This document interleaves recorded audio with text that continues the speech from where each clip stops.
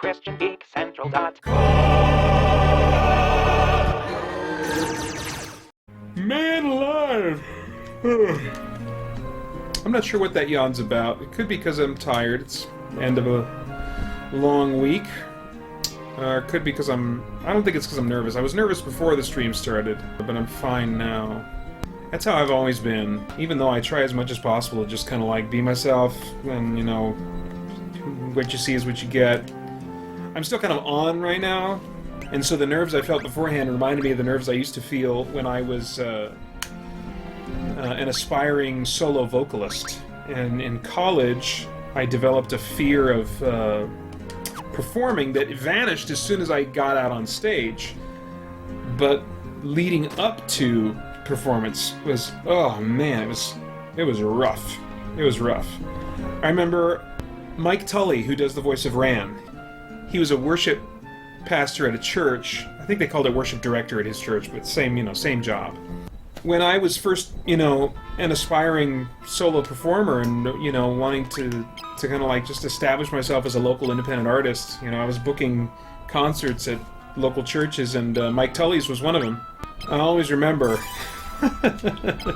It should have been an indicator right then and there, but I did at least 2 or 3 more concerts after that before realizing I don't want to do this. But there was right by the stage, well, not stage, but it was like the front, the front of the church. Right up to the side was this little bathroom, and kind of office-type area. And I was waiting in there to come out, and Tully, as I call him, was introducing me. He was kind of like, saying, well, I've known this guy for blah, blah years, and da-da-da-da, and da-da-da-da, blah, blah, blah, blah. And by that point, I was so sick and so nervous that, like, I just went, I have told this story before. I told this on an Extra Life stream once. And I just, like, puked into this toilet that was right there. And I could hear him saying my name out there. Da-da-da-da-da. And now it's my pleasure to introduce Peter Franson. I got up from the toilet, wiped my mouth, and I walked right on stage, and I did the whole concert with the taste of bile in my mouth. That was memorable. That's one of the reasons that I ended up gravitating toward a recorded medium like audio drama or podcasting or, now YouTube. And one of the reasons why I don't stream very often, because it takes something out of me to kind of be on and live, and not that much, like not as much for this as it would be if I were like, like when I sing on a worship team on a Sunday morning, or when I used to, lead worship. I was a worship pastor for 2 years, and I was involved in the worship ministry for 2 years prior to that. And anytime I would sing, a solo or something, or these days even if I'm just on worship team, I get nervy. Not as much as when I used to sing a solo or something. But what's nice about streaming, this doesn't take. I mean, I was nervous before the stream started, but this doesn't take now. Once I'm in it, really any more energy than just kind of some average social engagement, which for me always takes a little bit of energy at least. Because I'm an introvert, and so I recharge by being alone. I don't understand. Isn't that where I'm supposed to go? Alright, where's the strategy guide? Enter the house in the northeast side. When you see the house, before he touches the man, he wants you to show his storage car. Even here's his resident from across the this has quite a few skills. Get a girl. So you got sound of mind. Okay, follow the Brown Mountains west until you go along their border, then use the canoe. Canoe, I'm in the frickin' wrong place. But one thing that I was a little bit nervous about doing this stream on YouTube is that, how do I say this?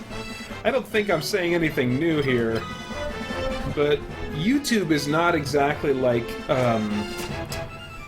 the source of all warmth and friendliness on the internet.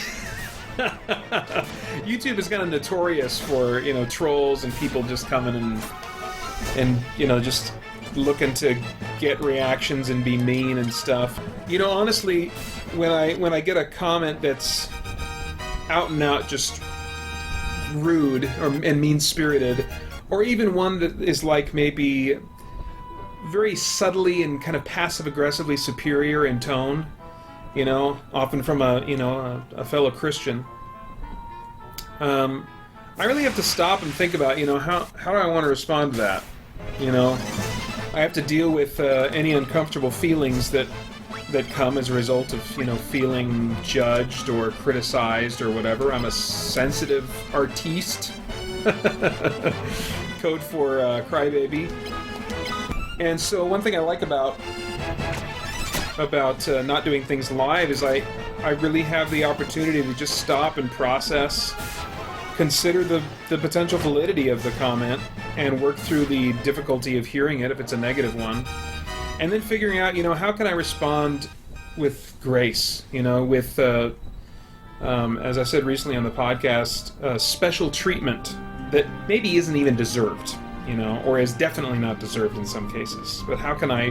But that's how we're called to respond. It's not in the way people deserve to be responded to, but with grace, with special treatment that they don't deserve to be responded to with. You know, if a troll jumps into the chat, well, I'm gonna have to think a little bit more on my toes, huh? christiangeekcentral.com